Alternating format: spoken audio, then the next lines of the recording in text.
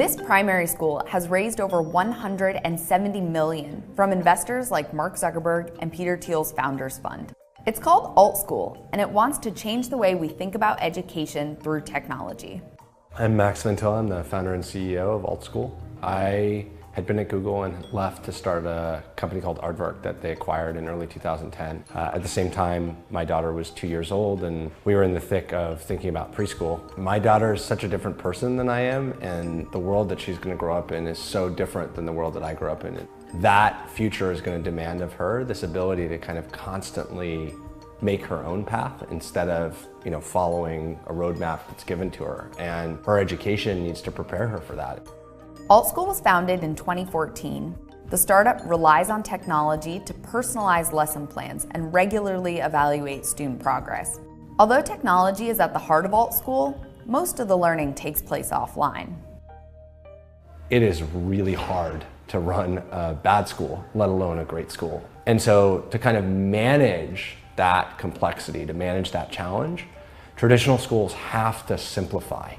And they do that through making a number of assumptions, like the future is largely similar to the past, or 10-year-olds are pretty much the same. None of those assumptions turn out to be true. In Altschool, if you look at what are the objectives that 10-year-olds are pursuing, the vast majority of them are not 10-year-old objectives. They're things that an 11-year-old or a 12-year-old or 13-year-old would be expected to work on, and in other areas maybe they're behind and they're working at a 9-year-old or an 8-year-old level in some domain. Personalizing education is pretty easy to do on a screen. The problem is now kids are on a screen, which is in many ways the last thing that you want. So the challenge for us is, how do you personalize education off of a screen?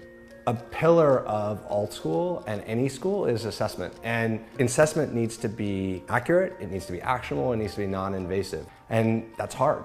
How do you get a signal about what kids are learning and what they know and what they don't know, not just once a week, but once a day, once an hour, once a minute? And again, that's where technology can come in. You can allow kids to kind of naturally learn in an emergent way, and you can give tools to teachers so that they can document in real time. One of the teachers' favorite pieces of technology in the classroom are these cameras mounted on the walls, but they're not here for security. At the end of the day, teachers can play back the video to figure out what part of the lesson worked and what didn't. We believe a generation from now, the best education can be the one that the most kids get rather than the fewest kids get.